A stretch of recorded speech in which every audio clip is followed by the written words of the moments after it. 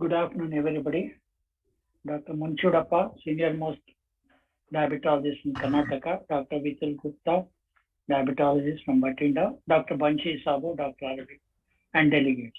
At the outset, I would like to thank the organizers of Diabetes India for giving me an opportunity to give this oration. And why did I choose this topic? Are we doing enough for diabetes in children? At least I have heard 20 talks from Shaukat Sadiqot. He always used to talk, are we doing enough to reduce diabetes, burden, complication, death? He always used to say, one death in diabetes worldwide for every 12 seconds. Then he said 8 seconds. Then he said 6 seconds. Then I thought instead of talking on type 2, let me talk on type 1. I don't have any conflict of interest for this talk. And this is Shaukat Sadiqot, 1950 to 2019, 2 years back.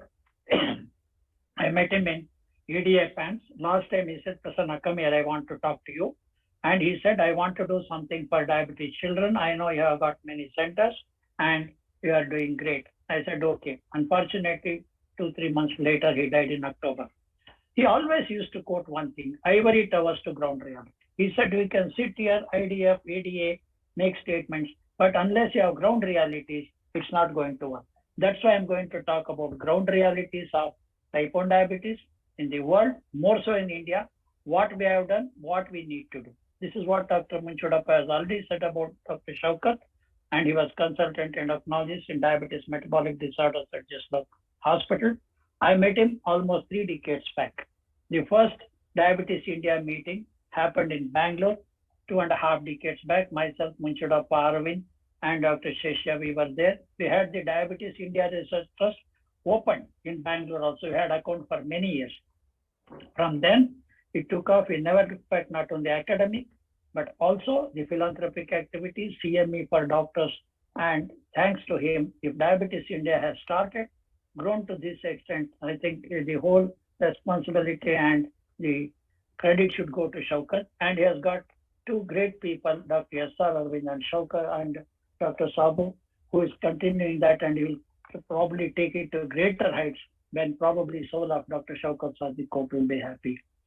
Now, type 1 diabetes, as you know, forms a very small part. Though they say 5 to 10%, it is not even 2% of all cases of diabetes we see. If we have 77 million type 2 diabetics in India, we hardly have probably 70,000 to 1 lakh diabetic children. The incidence of type 1 diabetes continue to increase worldwide. In some of the places, it is increasing by 3%, and in some of the European countries, it's increasing as much as 6%.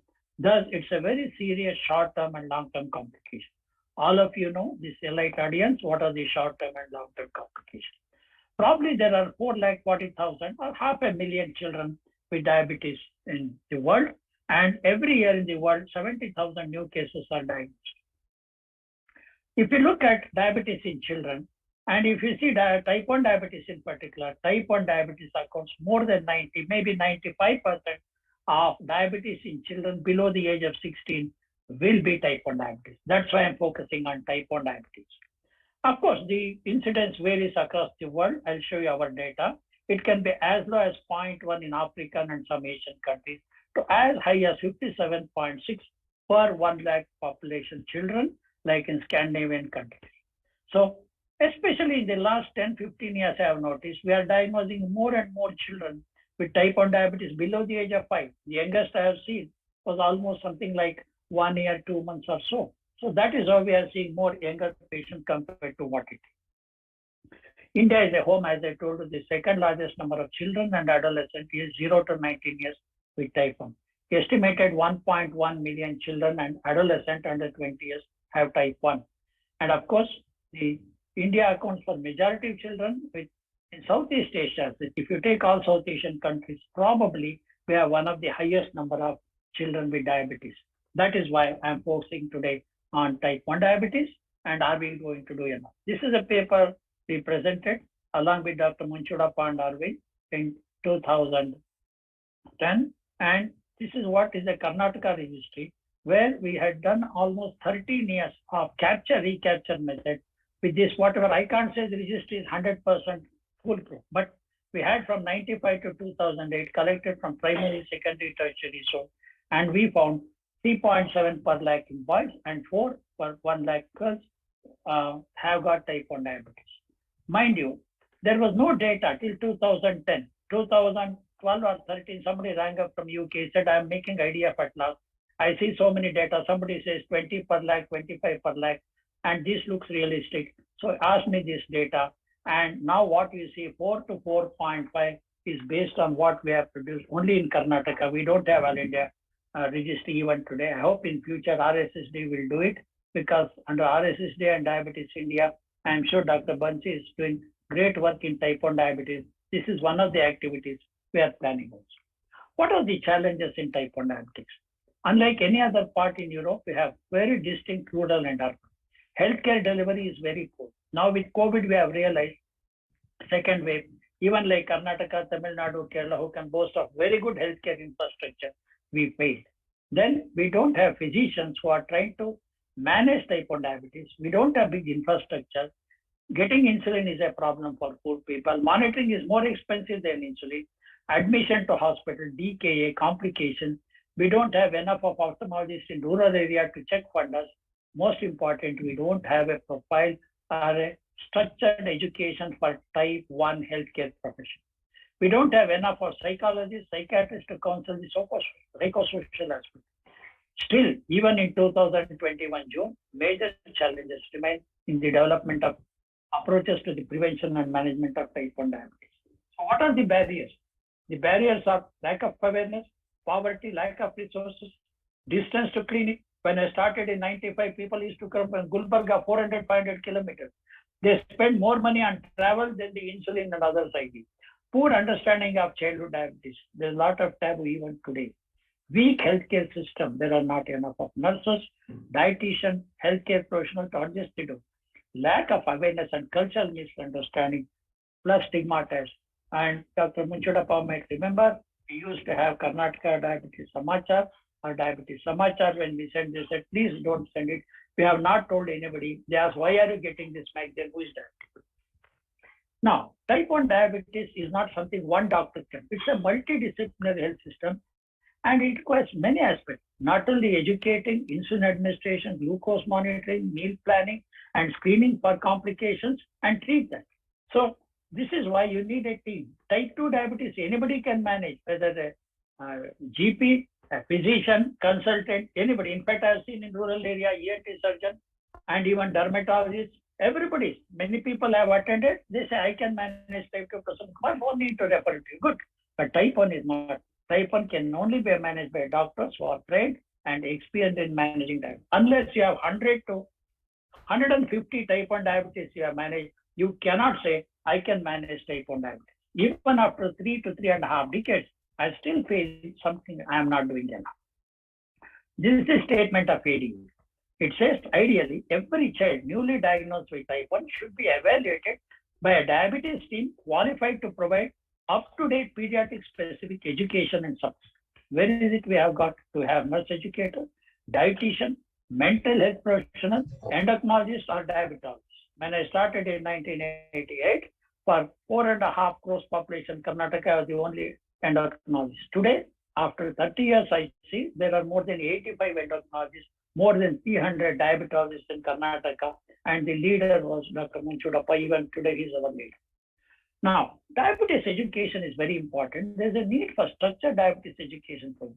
Not that it is zero. I know Dr. Chandale has some and RSS developing, but we need on a larger scale, easier local language for both parents and the patients as well, for healthcare professionals focusing on them. We had a program where IDEP, Indian Diabetes Educator Program 2010 to 12, we trained 4,000 doctors across India and educators. And we gave even post-age diploma. Unfortunately, not a single chapter was there about type 1. So we have to develop from Diabetes India and RSST. Very important psychosocial aspect. Every child is a problem. International consensus guidelines recommend easy accessibility of psychosocial care for children and adolescents with type 1 diabetes and their family. We had only one psychologist few years. We have published along with Dr. Munchudappa and Arvind Paulomi, psychosocial problems. We have also written articles in the RSSD journal about psychosocial aspects. We have even the guidelines from RSSD. Regular interaction between parent, nurse, doctor, school authority must be assured for close monitoring. Proper education of self-care is given to the child so that she or he can cope up with her disease, maintain self-confidence and self-maintenance of the diabetes. These are the things. The burden of living with treating type 1 can be overwhelming. Children and adolescents feel isolated, have feeling of guilt, hopelessness and defeat. I remember distinctly one child committed suicide at 16. We felt so bad. Most important role of parents in treating diabetes can lead to family tension. Children and adolescents experience depression. We have done surveys and there are many studies what percentage of children or even parents, caregivers will have the depression as such and a lower self-esteem. They start saying, no, I don't want to go to school, I don't want to meet others, I cannot go to parties. Negative feeling directly related to diabetes and disease management. As you know, depression leads to high cortisol and that leads to worsening of diabetes. This is what Galler and colleagues have analyzed 31,861 children and adolescents. They said children with type 1 who received continued psychological care had a decrease in severe hypoglycemia and had a stable glycemic control during next 2 years follow. That means every center of ours, we should have a psychologist to give the care, which is something very difficult because I have seen that we used to have 100 children in one camp in Bangalore Diabetes Hospital, started by Dr. Munchudappa, and it is difficult to counsel 100, not even 5 they can counsel. This is what the data has shown. Although peers at school are aware of conditions, there are still 15% of the children who keep it as a secret. Look at the children. Where do they go? Most of them, they see that who knows that you are diabetic? Yes, class teacher knows. Next is the friends they know. Otherwise, among others, you see that the awareness of this diabetes among them, that this child has diabetes, as very little in 15%, they say nobody knows apart from me and my parents. What are the challenges? The challenges in Europe are different, USA different, India different, because we have a huge number of type 1, where if not the child, the parents are illiterate, financial barriers, poverty, self-reliance, managing at school. Many times we had to threaten them. They said, we'll not take this child. I said, I will tell the MLA, if you don't de-recognize the school, you have to take. Just because the child has hypoglycemia, you cannot refuse. Social acceptance. I see very bad when many times the child comes and says, uncle, they call me sugar boy, sugar girl. I am very much scared about it. Then marriage challenges. Many times they say, sir, when the normal child itself is very difficult to marry our daughter, how can I tell them that she's diabetic? They hide and then later on face into problem. This is what one of the things. Yesterday, some of you might have had the short talk. It's a snapshot about type 1 diabetes. They took from childhood to adult. So even in USA, if you see that the number of patients who reach A1C less than 7%, that is 53 millimoles per mole, they see less than 17. That means not more than 17% of American children and who are having type 1 achieved A1C of 7%. So the data showed that type 1 exchange registry demonstrate only a minority of adults and youth with type 1 in USA achieve A1C goal. Let us look at the chart. What this chart shows? You see here, the blue line is 2016 to 18 and the orange one is 2010 to 12. Over a period of 6 years or 8 years, what has happened? In fact, if you look children between 5 to 20, it has worsened. The A1C, which was 8.5 in 2010-12, has gone up to nearly 9.5, meaning that below the age of 20, the A1C in USA is also worse. What is USA? Best technology. That's what yesterday Descharts was talking. Technology, artificial intelligence, mobile phone. With all that in the country, USA, they had worse A1C, increasing by more than 1% over 8 years rather than improving. Let us look at our own data. Of course, you can talk about insulin pump, and in USA, it increased from 57 to 63%. CGMs increased from 7 to 30%, 10% in childhood. But what happened? A1C went up by 1%, meaning technology is not the answer. It's a mindset. Even with multiple doses of insulin, that you can achieve A1C as good as insulin pump. Not even 0.001% of my patients are on. Not even 0.1% are CGMs. So CGMS levels were lower in CGM users than non-users. So don't think that is the answer. When I asked, one of my friends said, I want to start a diabetic children registry. Fine, what do you want? We want meter, strips. No, I want pump. I said, sorry, I have been using pump for nearly 4 decades. Pump is not going to make it. That is why just taking technology is not going to help. I started my journey in 1995, MS Ramya Hospital. I had 5 children. How to provide insulin with a meager salary. I started Karnataka Diabetes Foundation, started giving 5 children. Then we started BDS, started by Dr. Munshidappa's Diabetes Club. Under that, we are giving almost 200, 300. 2008, we had no 08. Changing diabetes in children started 2011. Then we had both CDIC, non-CDIC. Then we had EDRT, Endocrinology Diabetes Research Trust, with Dr. Mala and Dr. C.S. Dwarkanath. Then PANS, along with Dr. Sanjay Reddy and Dr. Aravind and Dr. Krishna Sheshadri. So for the last 3 years, all these children come under Primer Academy of Medical Sciences, and we have 52 centers across 7 states.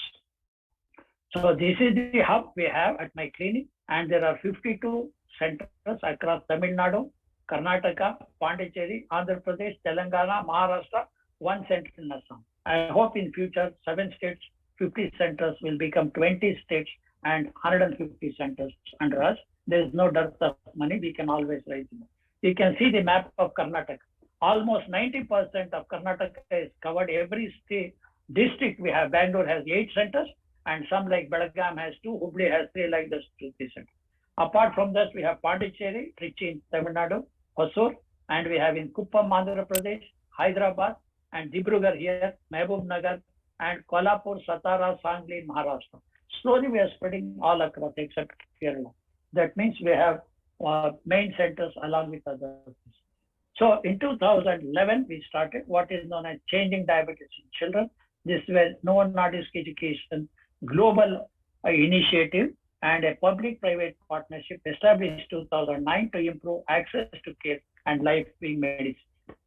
And today, it's a global initiative, as you can see from here, from Congo, Sudan, and Cameroon, right across India, Nepal, Myanmar, Thailand, Bangladesh, right up to here, you can see this CDS has become global. And this is how we see today, starting with 4,000 children, 10,000 children across 14 countries. We have 29,000 children. You can see the figures here, how it is including under this care. And this is what you can see. India, where clearly over a period of 10 years, we have 5,951 children on CDIC. Initially, it was up to 18, extended to 21, now we are up to 20. What is this changing diabetes in India?